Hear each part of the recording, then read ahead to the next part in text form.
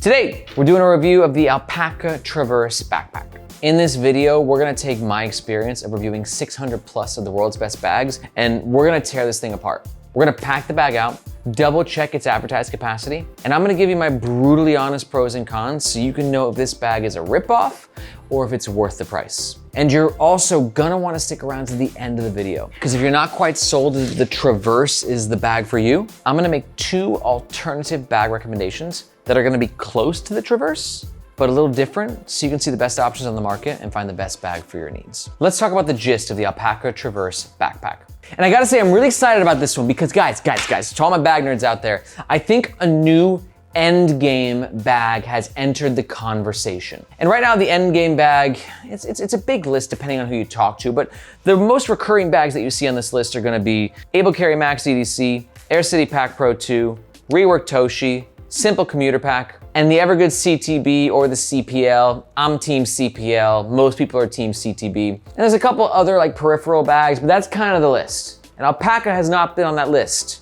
And I do think with this bag, they are making an introduction to at least be on that list. They're at least applying. But having said that, this bag has some flaws you definitely need to be aware of. But first, let's analyze some of the bag's top features. We've got sort of an urban meets outdoors aesthetic. And this bag definitely looks like another popular bag. We'll talk about that a bit more in detail in the next chapter. We've got 2 quick access front pockets, one smaller and the other significantly larger, and they lead to different compartments. So 2 separate pockets, which is a very interesting design choice that I quite like.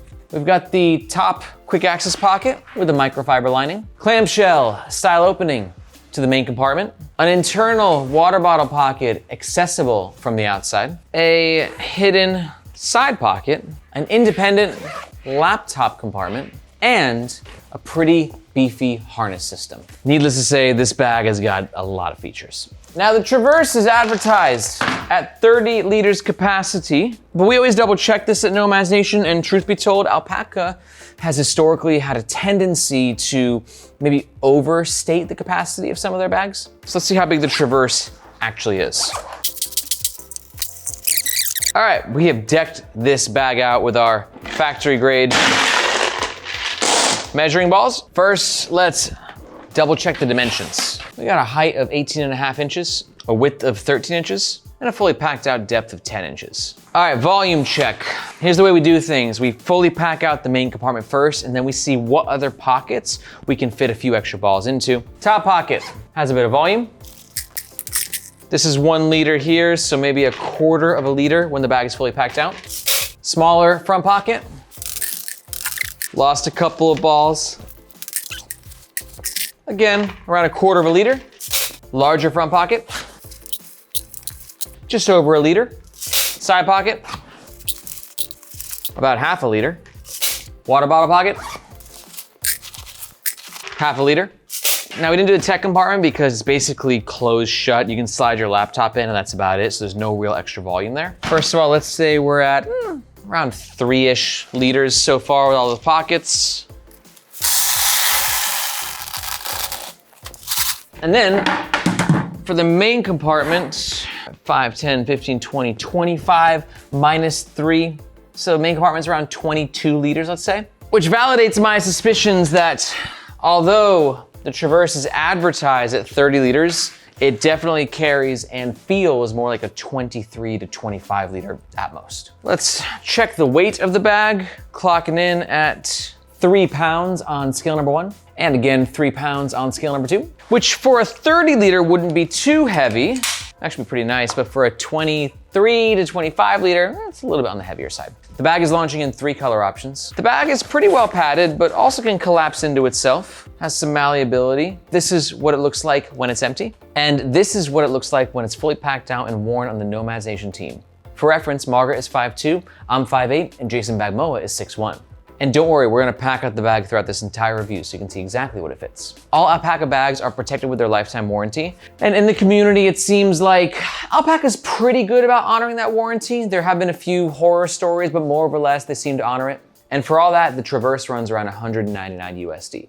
Now, moving forward, we're gonna use that price point as our North Star for this review. Everything that we talk about will be through the lens of that price point to let you know if the bag is worth it. But just so you know, if at any point during this video, you're thinking to yourself, damn, that bag slaps. I'm totally gonna get one. And you're gonna make a purchase or you wanna find out more information, we do highly recommend doing so with the first link in the description. 2 reasons why. First up, that link gives you access to any discount codes that we might have, and it always makes sure that you get the best price. But second, that link also helps support the Nomads Nation YouTube channel and team so we can keep making the best gear reviews on the web.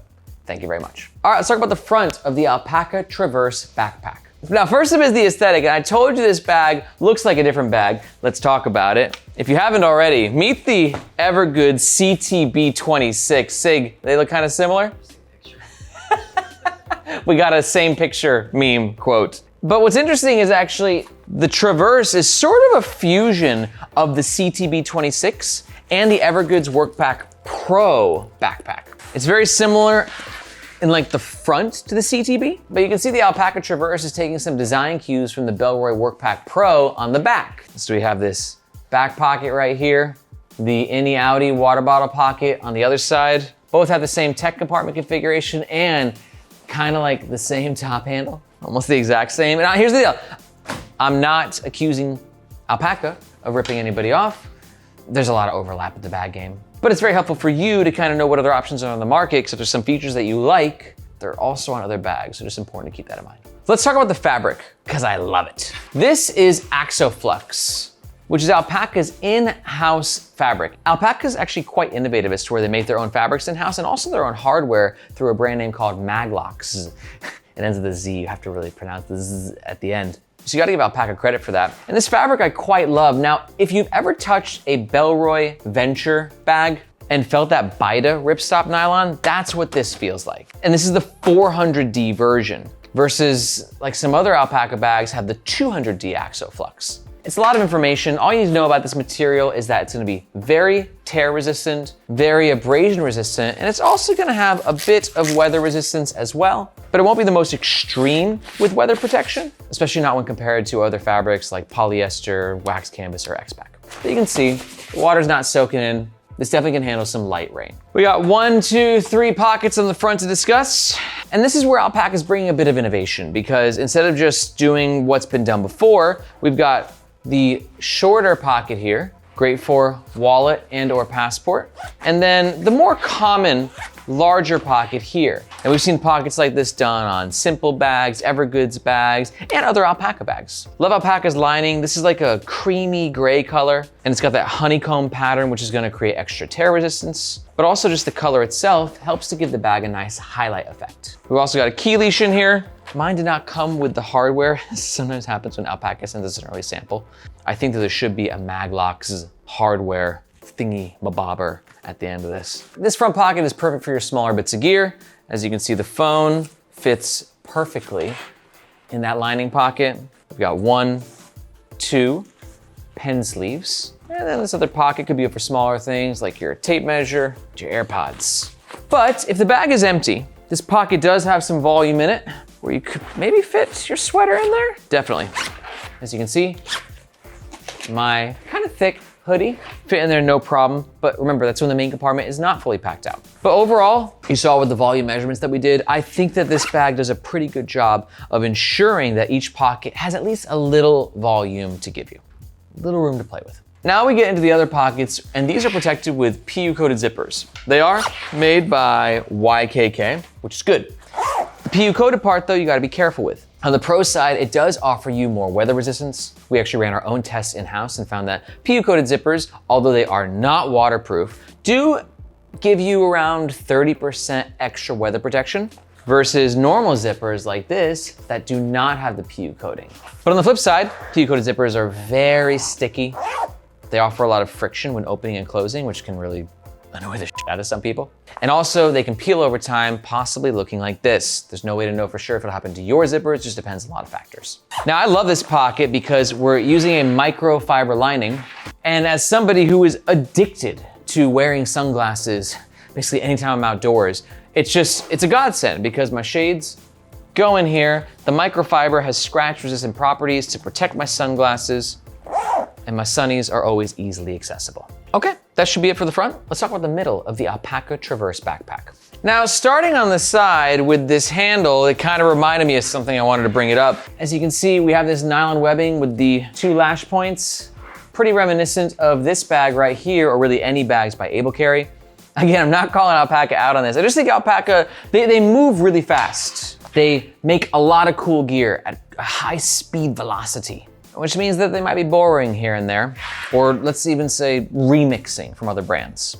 But this handle's good, nice nylon webbing, bit of grip there, external lash points on the top and the bottom, gets the job done. Now flipping over to the other side, we've got the water bottle pocket right here. Hence why I have the water bottles. But we're gonna test this out in a second when the bag is fully packed out, because that's how you really know how good of a water bottle pocket a bag actually has. Spoiler alert, this won't be the best because it's an innie water bottle pocket, but it comes with some pros as well. I'll show you what I mean in just a second. For the main compartment, we got 2 YKK PU coated zippers, and that gets us full clamshell. Now, one thing I forgot to mention is that Alpaka sent us this bag and they told us that it's a part of their travel collection, but I don't feel like this is like a particularly great travel bag. I mean, it could be, it depends on how you travel, if you like a lot of organization, but I feel like a lot of modern travel bags are a lot more minimalist. Is that like a positive and a negative? They're less busy, less maximalist. There's usually less pockets. But as you can see in here, we've got 2 pockets there. We've got 2 side pockets. So let me know like in the comments below, like do you like your travel bag to have more internal organization in the main compartment? Or you just kind of wish that it was more bare bones in here because it's adding more weight and features and price and complications? Let me know what you think in the comments below. For me though, I'm gonna be honest, I think it's just a better EDC bag, so we're gonna pack it out for an EDC use case. So I got my tech pouch, my over-ear headphones at the bottom, another tech pouch above that. These pockets good for smaller things like your tape measure. If you have 2, I put one in the front, one in there. As a bag reviewer, tape measure is important to me, okay? It's a fundamental part of my EDC. Book, sweater. Now, if this is 30 liters, I could put more stuff in there, but you know, remember, I think this bag's closer to 23, so that's gonna be kind of it for the main compartment. Now, on the flip side, we've got these organization pockets here, which I really like the fabric that we're using. It's just nice, but it's got a little bit of just give to it without being super stretchy. Good spot for your microphone and a hard drive. And that should do most of it. Let's zip this up. And I'm not over packing it because I want to show you something important, a few things important. First of all, self-standing. This bag is not great at it, but it also depends on how it's packed out. As to where, when I was EDCing with this bag over the past few days, if I had the right base, it actually self-stood really well. In fact, earlier in this review, you can see the bag is self-standing very strongly. But overall, I give it a 3 out of 5 on the self-standing scale because it can vary dramatically based on what you're packing. Water bottle pocket. Unzip, got a little gusset right here, 24-ounce Columbia. You can see I gotta kind of like maneuver it in there, push whatever's in the bag like down. And this is the joy and the curse of an innie outie water bottle pocket. The joy, look how sleek that looks, right? There's no dorky water bottle hanging out. And that's also nice when you're like, you know, you're on the move. I live in Hong Kong. We're like this all the time, right? People are always like running into you. So if you got a big bulky water bottle on the side, it's gonna be clipping on to people and grabbing people and hitting people. This, much more flush. But then it's gonna be always competing for space with the main compartment. So if the main compartment is fully packed out, it's just gonna be hard to use this. Overall though, I do like the execution. It's clean, it's simple, it works. But you're definitely not gonna fit a larger water bottle in there. The 1 liter Yeti ain't gonna happen. Now let's talk about this side pocket, which I like, I think. It had a bit more volume to it than I thought it was going to. As you can see, it's tight, but like there's some space in there for sure. So it could be a good spot for your keys if you want quicker access to them. But also it's got some bulk. Got my thing of gum, and that can definitely fit in there as well. Last note in the middle, let's talk about the laptop compartment. Again, protected with a YKK PU coated zipper. And this laptop compartment, I quite like. The whole thing is lined with a microfiber fabric. Same fabric that's in the front glasses pocket, but like, it's not the silkiest or sexiest microfiber. It feels okay. A little scratchy though. I'd say at the price point, it's one spot that I would have liked Alpaka to maybe elevate things ever so slightly. Let's do a laptop test. Got a 17-inch Asus VivoBook. Ooh, that is absolutely gonna fit with a little pressure. Slight pressure to the corners, but nothing bad, nothing I'd be too concerned about. But for us normal people out there who use normal size laptops, yeah, shots fired. 13-inch, okay? Gets the job done, guys. Calm the hell down with your 17 inches. Also works nice, a lot of protection, tons of padding, obviously on the back panel. We'll talk about that in the next chapter. False bottom check though, not exciting. There's padding here, but like there's no false bottom. Like my finger is basically touching the table, and you can even hear it. Wait for it.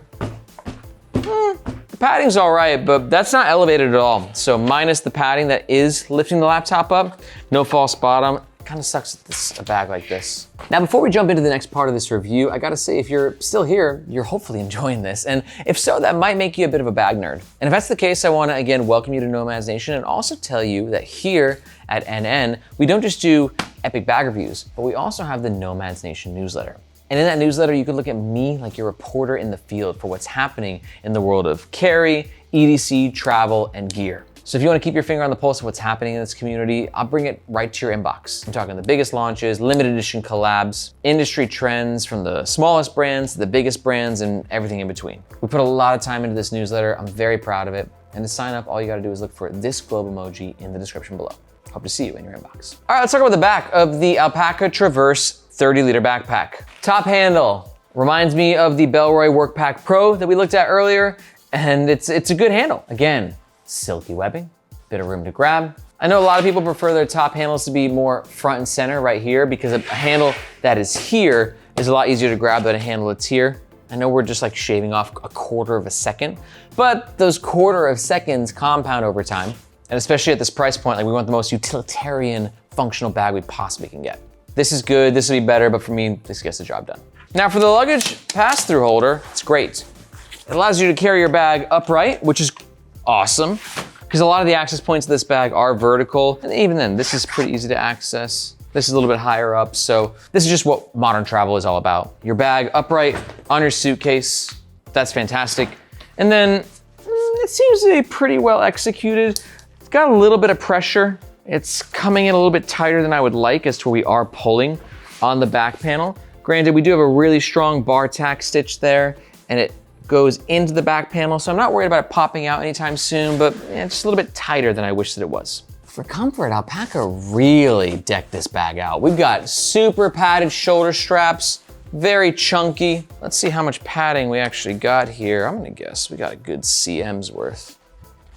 Oof, 1 CM plus. So it's gonna provide a lot of padding to your shoulders, which is the most important feature when it comes to a bag's comfort. Comfort's also gonna be increased by the fact that we have a nice soft lining on this part of the shoulder strap. And honestly, everything about this bag was super comfy in my experience testing it. I just don't love the fact that we have the binding right here on the outside of the bag, because it just feels a little bit hard sometimes. You'll notice, for instance, on the Bellroy bag that also has this binding, they put a bit more padding here to separate these. And I thought that was a really smart design choice, as it makes you less likely to feel that binding. And the thing with the binding is it's not that it's painful, just a bit noticeable. And usually the more premium bag brands, like let's say Evergoods right here, again, they figured out a way to not do the binding. And that means that the bag maker actually at the factory, they have to do it inside out. But that little nitpick aside, we've got a sternum strap, which helps provide extra comfort. We've got the back panel with padding and ventilation. We've got dangle stoppers on the shoulder straps. This is overall a highly comfortable backpack. The last thing I'll say is that the shoulder strap is lined with a different fabric than the back panel. That's where the shoulder strap is a non-breathable, semi-silky fabric, versus the back panel is more of a mesh, which is gonna have better breathability, but it's a lot more coarse and scratchy. And what this means is, for the back panel, it doesn't mean much, but for the shoulder straps, they're gonna be a lot silkier and smooth on your skin, and just less coarse, but they might be a little bit more slippery as well. As to where, there's some decent grip though. All right, that's about it. Let's start wrapping this review up and talk about the overall pros and the cons of the Alpaka Traverse Backpack 30 liter. Pro number 1, feature heavy. There's a lot of pockets and organization on this bad boy. Pro number 2, with all those pockets, you're gonna get some killer quick access on this bag. And pro number 3, at $199 USD, I do think when compared to other potential end game bags on the market, this bag's got pretty good value. But on the flip side, all bags have cons. Let me run you through some of my top cons with the Traverse. Con number one, for some people, any water bottle holders, it's gonna be a no-go. Con number two is I was definitely disappointed by the lack of a false bottom in the tech compartment. Guys, I'll be honest, I'm having a really hard time finding a third con. It feels forced, so I'm just not gonna do it. You only get 2 cons. If there's any cons that you think this bag has though, to round it out, to give other viewers some more perspective, let us know in the comments below. And now it's time for the overall scores. Score number one for comfort, I'm giving it a 4.5 out of 5. The binding did annoy me from time to time, but that aside, it's chunky, it's ventilated, it's got sternum straps, it's got dangle stoppers. This is just a really freaking comfortable bag. Value, also 4.5 out of 5. You're getting a lot of features for 199 USD, a lot of which are really functional as well. And for the overall score, I'm giving this a 4.75 out of 5. My hesitations are the fact that it just does take some design cues from other bags, but that aside, this thing is awesome. And just a reminder, in case you agree and you're thinking about making a purchase, we do recommend doing so with the first link in the description, because again, that link makes sure that you get the best price. And if we have any discount codes, which we always do for Alpaka, that's where it'll be. But if you're not quite sold, this is not quite your end game bag, let me give you some alternatives that might be your end game bag. First up, if you're new to the Nomads Nation YouTube channel, you should definitely watch our leaderboard rankings. In this video, I sit down with the Nomads Nation team and we all pick our favorite bags in different bag categories. And if you're in the market for a bag like this, there's a lot of conversations that we have and lots of different picks, and you get to kind of see what all the best options on the market are. I've gone ahead and linked that above. But if we're close with this, I'm gonna give you 2 specific alternatives that just might be a bit more up your alley. And honestly, it's the 2 that I have here. They're the closest ones because this bag is sort of a fusion of the 2. We talked about it before, but let me tell you why. First up is the Evergoods CTB26. Great pick for you if you're liking the functionality of the Traverse, but you want external water bottle pockets and a bit more of an outdoorsy aesthetic. This is not my favorite Evergoods. I like the CPL24 much more. This is a little Frankenstein-y to me, but it's undeniable that in this crazy carry community that we're a part of, this is probably one of the most popular bags in the world, and like people just love it. Alternative 2 is the Bellroy Workpack Pro, which is actually our media manager, Margaret, here at Nomads Nation. This is her go-to. Every other week, she tries to test out a new bag, and she just keeps going back to this. And she can use any of our bags at any point in time, so that says a lot. It's similar in terms of the configuration of the side and the back, but I think it's a great alternative if you're looking for something a bit more refined, as to where the Evergoods and the Alpaka Traverse kind of a bit more, some tactical outdoorsiness to it. The Bellroy just looks kind of more urban, sophisticated, without sacrificing that functionality. Honestly, all 3 bags are awesome. You just gotta pick which one's best for you. And to learn more about the 2 alternatives, you can just watch these videos here. If you got any questions about any bags, be sure to let me know in the comments below. Thank you so much for watching. I'm Aaron, this is Nomads Nation, and we'll catch you next time.